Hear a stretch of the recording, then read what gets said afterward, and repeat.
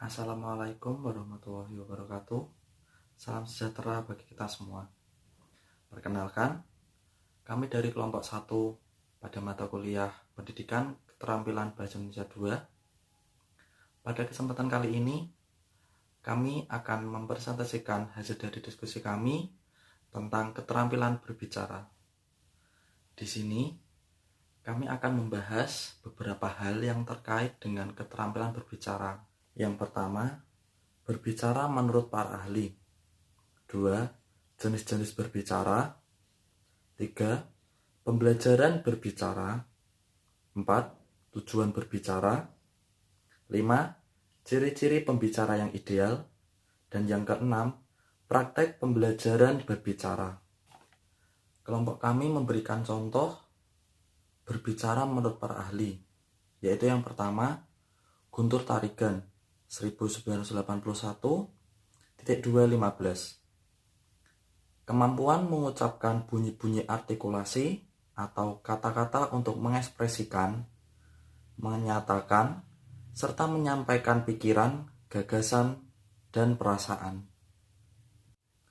Yang kedua, Jago Tarigan 1990.249 menyatakan bahwa berbicara adalah keterampilan menyampaikan pesan melalui bahasa lisan. Dan yang ketiga, Arsjad dan Mukti US 1993.223. Kemampuan mengucapkan kalimat-kalimat yang mengekspresikan, menyatakan, menyampaikan pikiran, gagasan, dan perasaan. Assalamualaikum warahmatullahi wabarakatuh. Di sini saya akan menjelaskan tentang tujuan berbicara. Tujuan utama dari berbicara adalah untuk berkomunikasi agar dapat menyampaikan pikiran secara efektif. Maka sebenarnya lah pembicara memahami makna segala sesuatu yang ingin disampaikan. Pembicara harus mengevaluasi efek komunikasinya terhadap para pendengarnya. Tujuan utama berbicara menurut Jago Tarigan. Yang pertama adalah menghibur. Berbicara untuk menghibur berarti pembicara menarik perhatian pendengar dengan berbagai cara, seperti humor, spontanitas, menggairahkan, kisah-kisah sederhana, petualangan, dan sebagainya, untuk menimbulkan suasana gembira pada pendengarnya. Yang kedua adalah menginformasikan. Berbicara untuk tujuan menginformasikan dapat dilaksanakan bila seseorang ingin menjelaskan suatu proses, menguraikan atau menafsirkan, memberi, menyebarkan, atau menanamkan pengetahuan, serta menjelaskan kaitannya.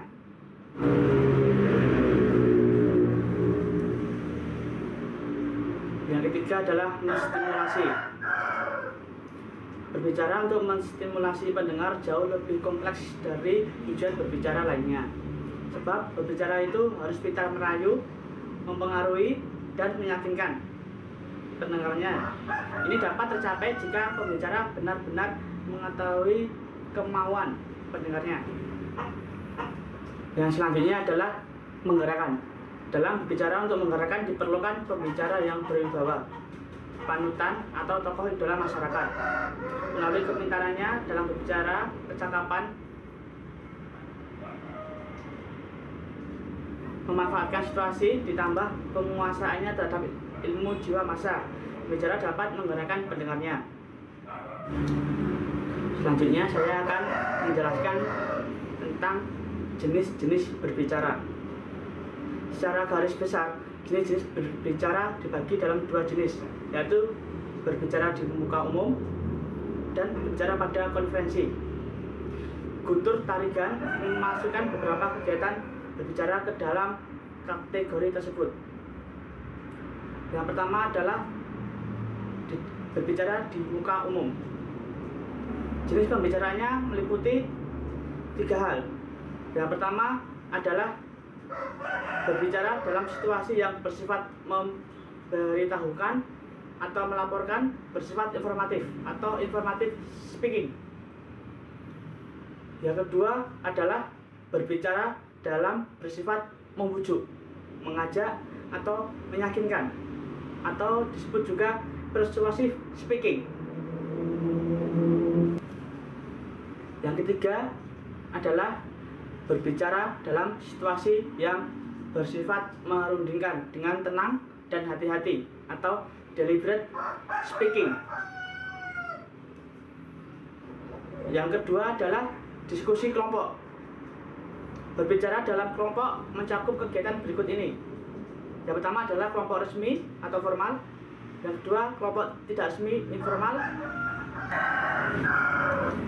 Selanjutnya dalam jenis-jenis berbicara. Yang ketiga adalah prosedur parlementer. Jenis-jenis berbicara yang keempat adalah debat. Berdasarkan bentuk, maksud, dan metodenya, maka debat dapat diklasifikasikan atas tipe-tipe berikut ini. Yang pertama adalah debat parlementer atau majelis, debat pemeriksaan ulangan. Yang terakhir adalah debat formal, konvensional, atau debat pendidikan. Ciri-ciri pembicara ideal. Menurut Rusmiyati mengemukakan bahwa terdapat sejumlah ciri-ciri pembicara yang baik untuk dikenal, dipahami, dan dihayati, serta dapat diterapkan dalam berbicara.